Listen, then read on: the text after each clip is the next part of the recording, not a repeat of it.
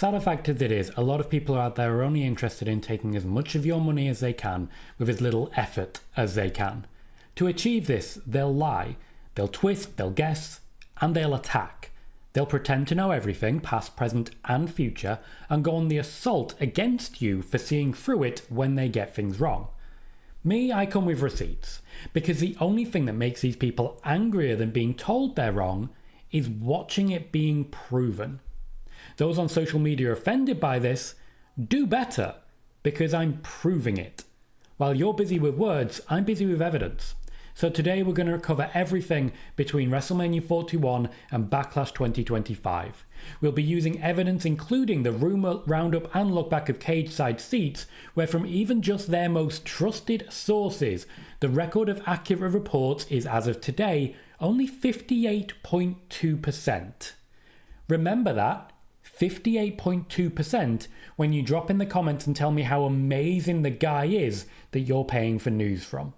We start with a confirmation. Brian Alvarez of the Wrestling Observer confirming my reporting that Becky Lynch's return and the subsequent snub of Bayley has been in the works for a while. I reported this 2 days before during WrestleMania Night 1 watch party, but we have to stay with the Wrestling Observer here. Their name's going to come up a lot this week. Dave Meltzer, also of the Wrestling Observer, reported that Charlotte Flair was initially going to be a babyface going into WrestleMania amidst her feud with Tiffany Stratton. This isn't true.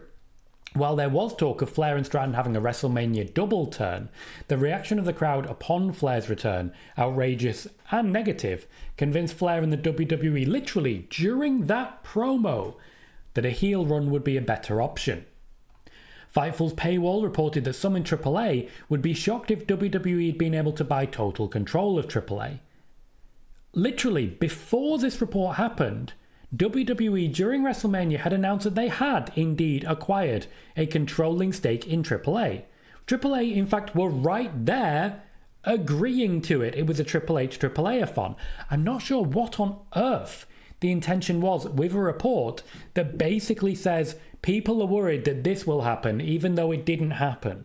The Wrestling Observer pops up again, reporting that the WWE was nervous about a lawsuit because of Steve Austin crashing into the barricade at WrestleMania.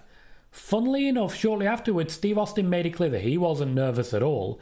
And if he's not nervous, I've got to say, I don't necessarily think that the WWE is.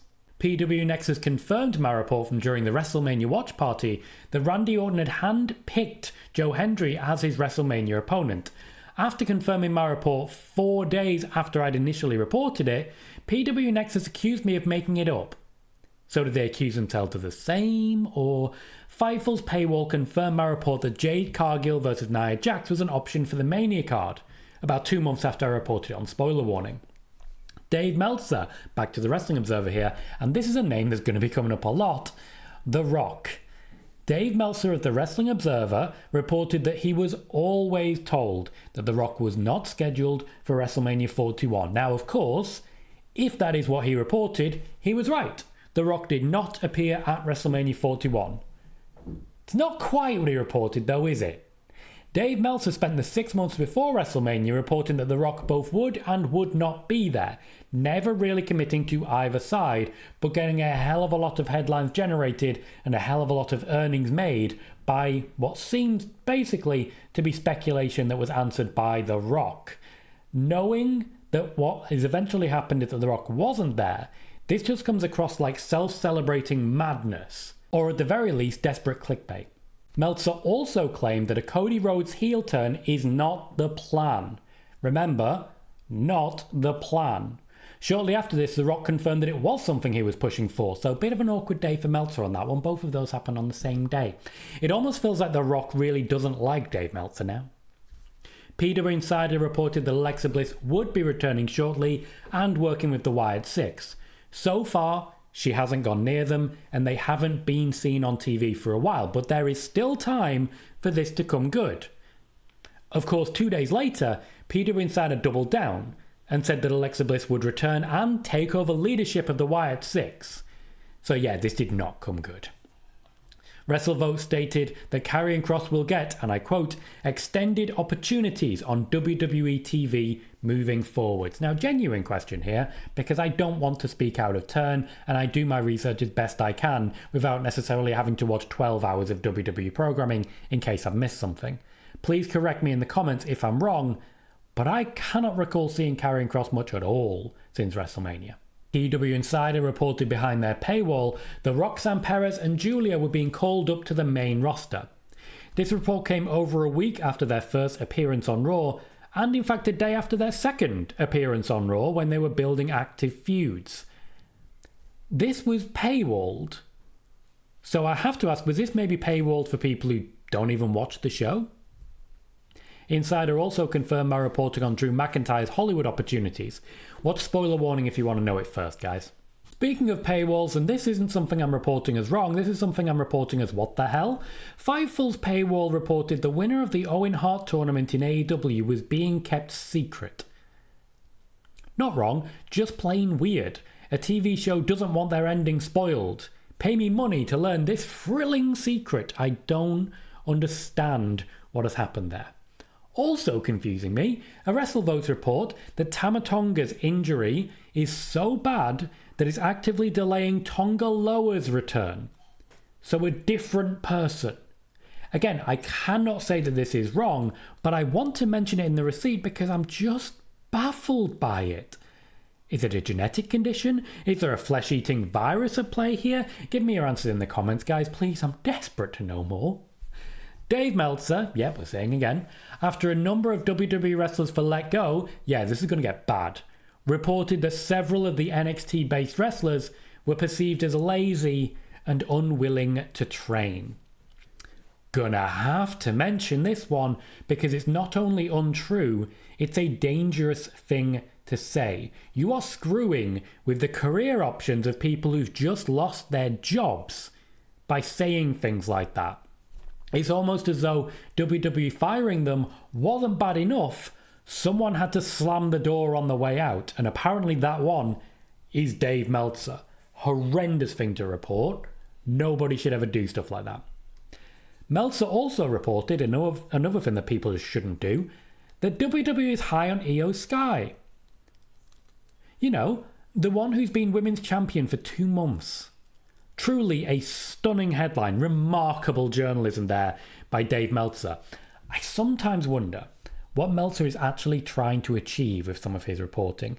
It's often self-aggrandizing and self-celebratory. It's often offensive, or sometimes it's just not in any public interest at all. Dave also said that the WWE is still interested in working with Ronda Rousey a week after I reported it during spoiler warning, so clearly the man's a fan. Watch and learn, Dave. PW Insider reported on a pitch to bring Cody Rhodes back at Backlash. This isn't a report at all. In fact, it reads much more as pure speculation, but it made clickbait headlines, so people took money from you if you read this anywhere. WrestleVotes confirmed what I've reported before WrestleMania about the WWE planning a Lucha Bros tag team sooner than we might think. Really, I will say for clarification, Rey Fenix becoming available early, or at least before WrestleMania, threw them off what their initial plans were anyway, and in fact Rey Fenix becoming available after Penta did at a different time just kind of confused everything. Fightful's paywall reported that WWE changed the match order of Backlash on the day of the show. This report was very convenient considering that they'd reported on a PW Nexus match card order that had been incorrect and shared heavily on social media. I didn't read this anywhere else, and I, to be fair, have read this off Cage Side Seats, so maybe it was. We now have to go back to talking about Evolution 2.0 because the double down has come in hard. There is plenty as regards Evolution that I'm not going to comment on, including what looks to be fantasy booking of the card, a lot of talk about why the date has been changed, even though the show still has not been confirmed. Now, Peter Insider behind their paywall reported it would still be happening. Fightful behind their paywall reported that they'd heard nothing, so the argument was in fact all pay-per-view. Cage Side Seats here also mention a report from Reddit user Kermit125 saying Evolution will take place on July 13th. And I have to bring this up because it's made a little bit harder to believe by the fact that Kermit125 also reported that WWE had been sold to Saudi Arabia. There is a race to be not just right, but first. And as journalists, we could work together here. We could work together and wait to report something when we know something is happening. Can we accept that we don't know now and stop trying desperately to take credit for something that hasn't happened? To stop trying to take money from people through what's coming across as guesswork, even if in the end you're all proven right, which isn't even possible at this point in time. Several of you are going to be wrong. Even if you are all proven right, it still comes across as pure guesswork now. PW Insider, behind their paywall, confirmed my report that the WWE is aiming to give us a John Cena vs CM Punk match before this year is out. They also confirmed that Travis Scott is training to be involved in tag team matches during this storyline. So, that is 15 reports from the Wrestling Observer.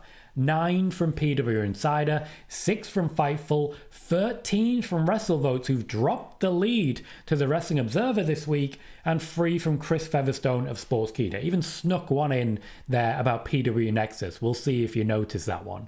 Drop a comment if you want more content like this in future, and check out Spoiler Warning on the future of Jacob Fatu and his ever-growing family included on screen now.